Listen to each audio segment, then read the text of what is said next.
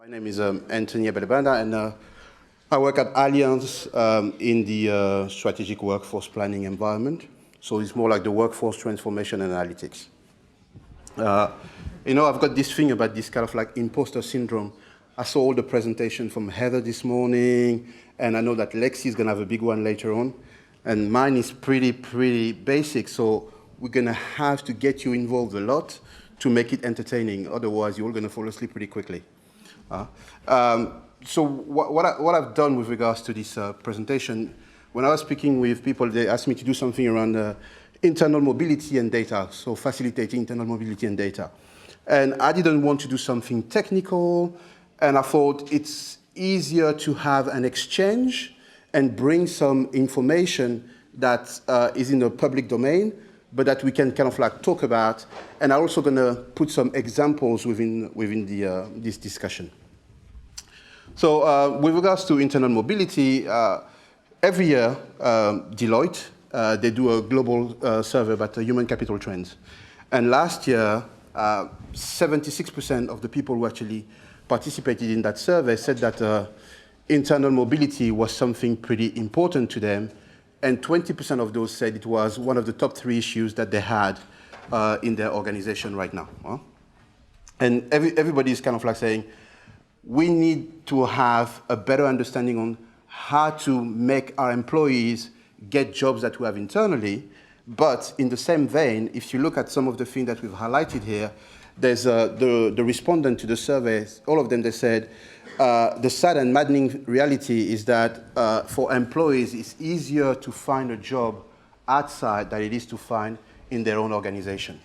So that begs the question, do we really take internal mobility seriously, or is it just kind of like a lip service to people who actually want to have this in their agenda? So one of the things that, if you look at this slide here, it says that 57% of people are saying it's either much easier or easier for them to find a new role that's going to be kind of like much more fulfilling for them in another organization versus theirs, the current organization. So when you look at that, at the very least, out of all of your employees, half of them who might be considering the next step in their careers would be thinking externally there's a higher chance of me getting something to fulfill my aspiration versus internally. So when we look at it like this way, it's kind of like a bit scary. So why, when we think about internal mobility, it is something very important. Currently in America, there's a very low unemployment rate. The lifespan of skills is shortened quite significantly. So in the past, and I remember my parents' generation, you could work in an organization and do the same job from the beginning to virtually the end of your career, or for many years. Nowadays, if any of you has done the same job more than 5 years in a row, I would be saying there's a bit of a problem, or there's a bit of a challenge with what you want to do going forward. Most organizations really change so drastically from the time you join them to where you are now that jobs change with them as well.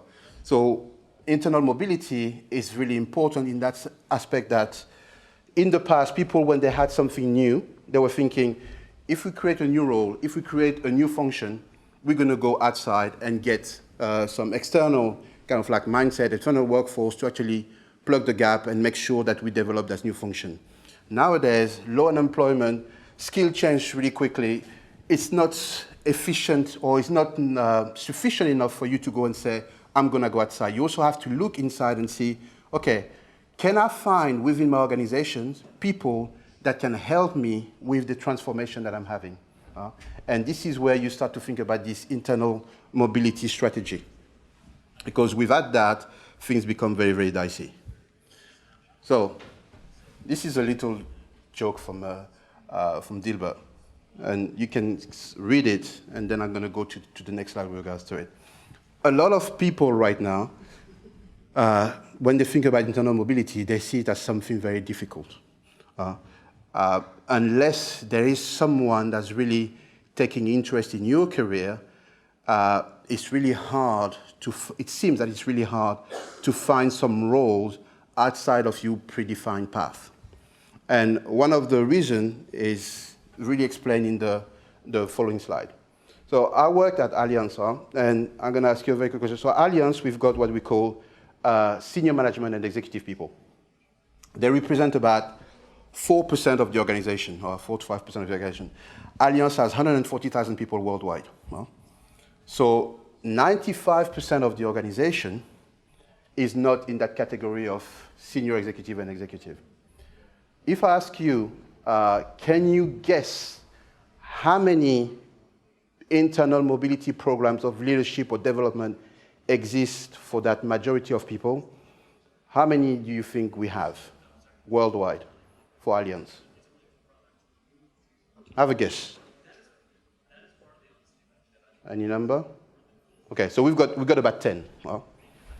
And we've got, for the executives, we represent 4% of the organization, a lot of those programs. Can someone have a guess on how many of those programs do we have for those executives?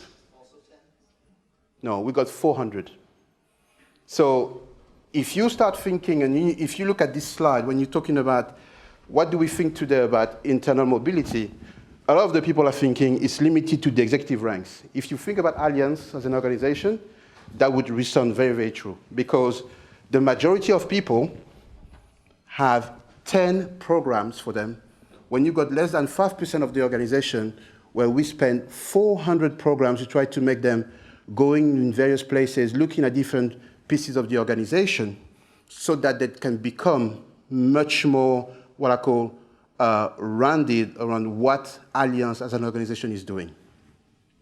So this slide is talking about moving from where we are today to where we want to be. And what people would want to be is feeling that we are part of the discussion. So when someone talks about internal mobility and have a strategy around it, that strategy is not only centered on those executives, but it's a strategy for the whole of the organization. And when you start to have that, then it also has some massive benefits for everybody. And I'm going to talk about some of those examples later on in the presentation.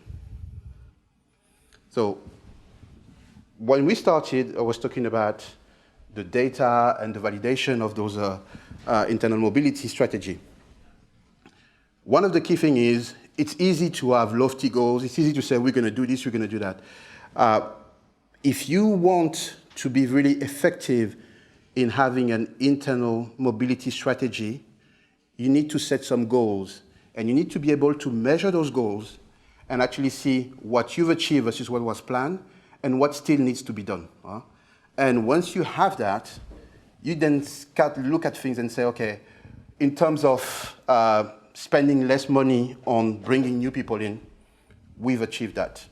In terms of getting people really kind of like institutional knowledge, staying in the organization, having a higher retention, we've done that. Engagement of people, we've seen an increase in the actual NPS score for the engagement. We've seen an increase in the people wanted to kind of like take on projects, wanted to reskill themselves, because we've done a end-to-end kind of like strategy that says, if you work at Allianz, after 6 months, we're going to give you an opportunity when we've seen the skills that you have and that you've registered with us and the discussion that you're having with your managers, we're able to say, there are opportunities out there in the organization that might not have been what you thought initially, but because we want to give you a chance to explore what Allianz has to offer, and I'm saying Allianz because this is where I was, this is some of the things that we can do. Now, just to talk about another example in terms of the mobility and the data and the measurement, in one of the companies I used to be at in the past, we wanted to see if moving people, giving them opportunity, had a positive impact on the organization. And because let's not kid ourselves, we all want to do what's great for the employee, but ultimately we're in a capitalistic society, and the companies that we're working for still want to make money. They might want to make money in a way which is ethical, in a way that is great for everyone, but if they don't make money, they're not going to go and try and invest, they're not going to try and do things that benefit all of the employees. And I used to work at Standalone. So Standard & Poor's, it's a credit rating agency. And the great thing about Standard & Poor's is that every year, we got about 60 to 70% of the revenues guaranteed, because there's only 3 big credit rating agencies in the world. You got Fitch, Moody's, S&P. And any company that wants to have creditworthiness, they need to get 2 of the 3 to certify their creditworthiness before they can go anywhere. So between those 3 companies, they make sure that every year, about 70% of their revenues are kind of guaranteed. So they only have to fight for 30% of it, which means that they're really willing to try new things and try to see if some of the intuition and gut feelings that people have actually translate into reality. So one thing that we did when I was there is like trying to understand what makes a great credit rating analyst at S&P. And we took 2 teams, and we said, over a 6-month period, for a few weeks, we took 1 team and we moved them from their environment to other places in the organization. So we try what we call pilot internal mobility for those people. And they still did their job, but what they also did, they went to see how does their job impact other places of the organization. And after those 6 months, we looked at what was the difference in credit rating revenues between the team that stayed to do the work they used to do and the team that moved around in the organization. And the team that moved around had a positive differential of 10 percentage points compared to the other one. Now, we worked with finance to understand what was the value of 1 percentage point. It was more than 200,000. So it means if you look at it, you got 2 million of extra revenue that you can actually say, by moving people, giving them an opportunity to see different things, they become more engaged, they become more kind of like innovative, and they become better at understanding how their job can be done in a different way to enhance, ultimately, the company P&L. So this is something where, when I was talking about the data, this is something that we can measure. And once you can measure that, then you can come back to people and say, look, we've done that, and we can prove with tangible data and results that it works. So this is something kind of like really important when we're thinking about this mobility item. Another thing, when I was starting, I was saying I'm going to talk to you about some of the other people who did something similar to that. And later on, I'm going to give you all those presentations, so there's nothing confidential in those. So Ingersoll Rand, this is a big company in terms of drilling and kind of like air compressors and things like this. They wanted to kind of like see if by having this internal mobility strategy, they would get some benefits out of it. And for them, the benefit was to see, do we get a higher employee engagement rate if we have this internal mobility strategy? They did that, and the result was a nearly 30% increase in employee engagement. So that goes back to my point about if you want to use data, you need to set goals, and goals need to be able to be measured with that data. For them, they were able to do that. Similarly to that, I mentioned something about Schneider Electric, French company. And for anybody who's ever worked for a French company, there's the headquarters and then the rest of the world. So that's the big thing for them. What they did, they said, well, now it's really difficult to get all the skill set that we need from everybody. We're going to try to change the way we have headquarters. So we created one headquarter in France, one in the US, one in China, one in India. And what it meant that in terms of the same way that you have graduate programs when they put you like 6 months in Chicago, 6 months in India, 6 months in Europe, they did the same with this organization, creating 4 headquarters, which meant that similar function happen in different places. So when you think about internal mobility, you then get the opportunity to go into 3 other places, learn about the culture, and come back, if you want, to your place of origin where you used to work with all this extra knowledge that will benefit you going forward. When they saw the benefit of that, they said, okay, We've done that for the headquarter function, but now we're going to expand that to the organization as a whole. So now they kind of like built at scale the change in allowing people to move from places to places, and they're going to try to measure to see how effective this is. So this is a little thing that I kind of like wanted to bring to you. So when you're talking about mobility, it's not just one space. It's not just the organization that needs to do that for you. It's also yourself as an employee. You need to be in a position to think about, where do I want to go? And there's another aspect which is really, really important. It's the technology. Doing the mobility, having the data, can't happen unless you have this HR infrastructure ecosystem that allows you to monitor, track, and after that, report on the information that you've stored. So like when every year you've got like your performance evaluation, when you've got your monthly meeting with your managers, and you actually have those discussions and saying, those are the things that I want to do, those are the skills that I have, we need to be able to kind of like track this and monitor it.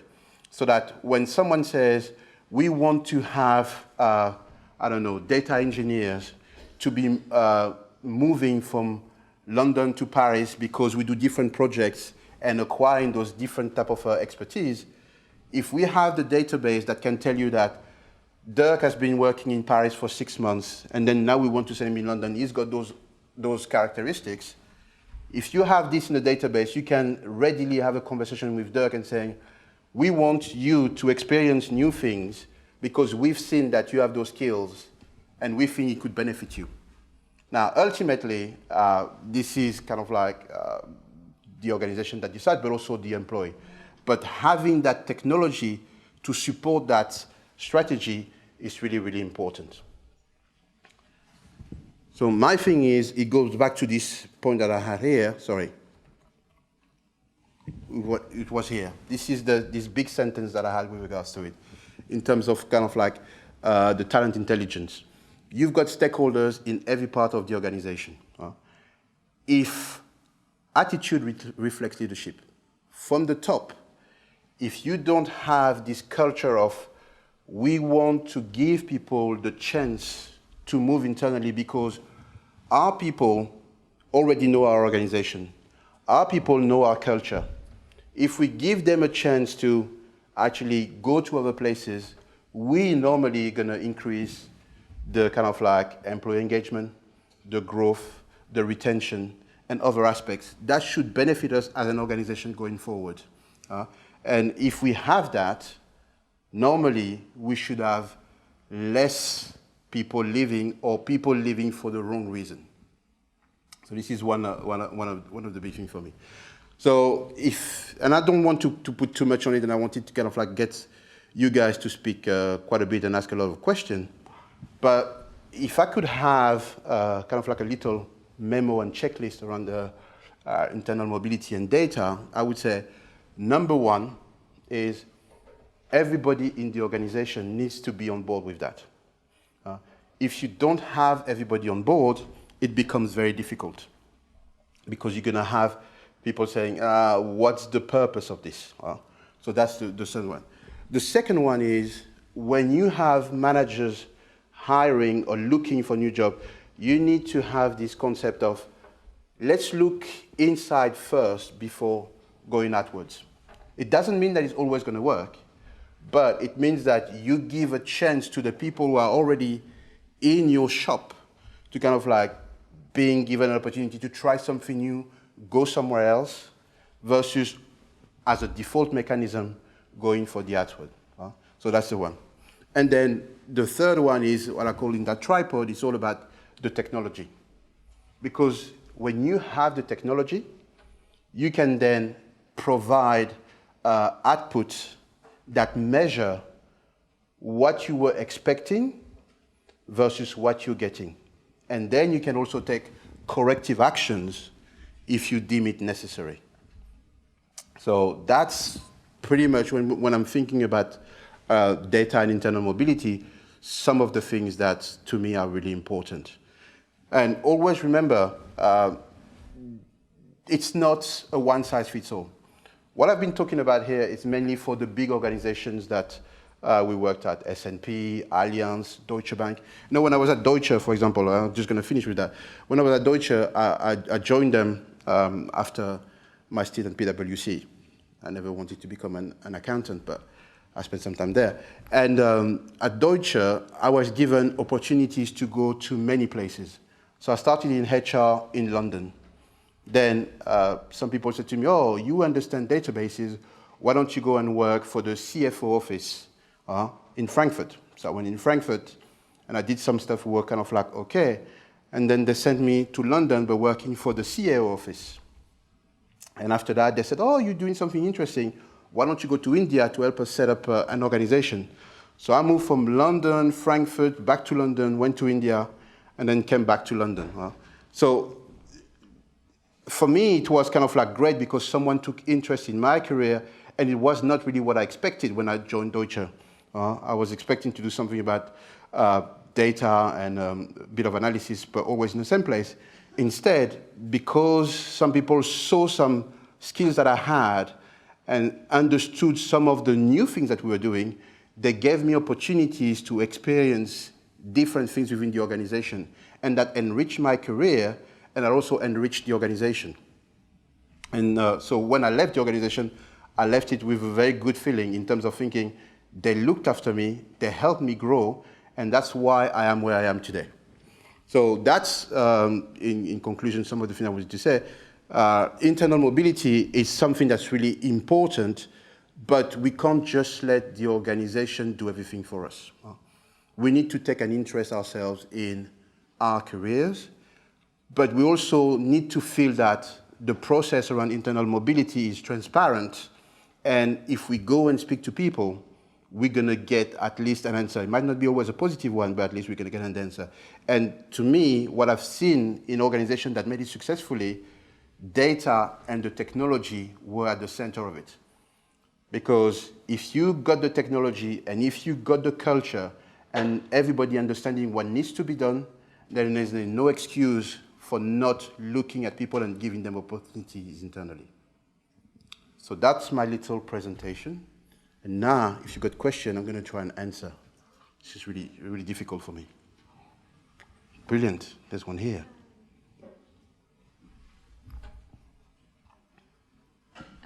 Farida Furutan, people analyst from Adobe. My question is how you defined internal mobility in your analysis. Obviously, there are different kinds of movement, and we don't expect the same result out of every, mobility. Just a change in location. Is it considered mobility in your analysis, or there are different factors? Okay. So basically, there's a microphone, so I don't have to repeat the question. But when we look at mobility, there's different aspects of it. So you could have geographical mobility, which is one thing, but there's also mobility of roles and activities. Because, roles, when I was started, I said roles change quite a bit. So if someone says to you, I've seen in your CV that you might be working in HR right now, but I've seen in your CV that you're pretty good at coding. Why don't you go and do a stint in this new kind of like IT group that we're having, which is at the cross-section between HR and IT. So to me, this is also some internal mobility. But in order to do that, it goes back to my point around we need to be able to record those various skills that people have, and being able to have a tool that we can interrogate so it can help us when we try to make those type of decisions. So yeah, when we're talking about internal mobility, it's beyond just the geographical one. There's also the skills and there's also the activities that people can do differently in different places. Oh, there's another question. Oh, thank you. So one of the things I think you mentioned that I think is key, but I think it's very challenging, is to get everybody to buy in. I've seen different dynamics on that, where leadership will say, we want to do internal movement, but in reality, there's resistance at different levels. Mm-hmm. So I'm just kind of curious how you may have handled some of those situations because the situations are there without us even being able to measure something, and maybe do something more in a smaller group and measure success that way. But I'm just kind of curious what you've seen as successful. So I'm going to take a very concrete example. So at Allianz, there's everybody from the board down has some objectives. And those objectives actually have an influence on how people get rewarded going forward. So for Allianz, when we're looking at the strategic workforce planning and the internal mobility elements, the board has some objective that they need to reach. And if they don't reach those objectives, it has an influence on how they're getting the information. Now, when you're at the top of the food chain, you never want to look not successful. So when those elements affect you directly, you're making sure that they cascade down and everybody adheres to that approach. Now, it's a bit totalitarian in the kind of like getting things done, but this is where I've seen it working. I don't know if there's some other ways of doing it, but I always say if senior management has some skin in the game, and that skin is pretty heavy for them, normally you would see that they make sure everybody else follows the same path. So that's what happens at Allianz. And that's why it's kind of like working right now. So, I don't know, any other questions? If you do have questions, you get to catch Antony on the side because we are out of time. But thank you very much, Antony. Thank you.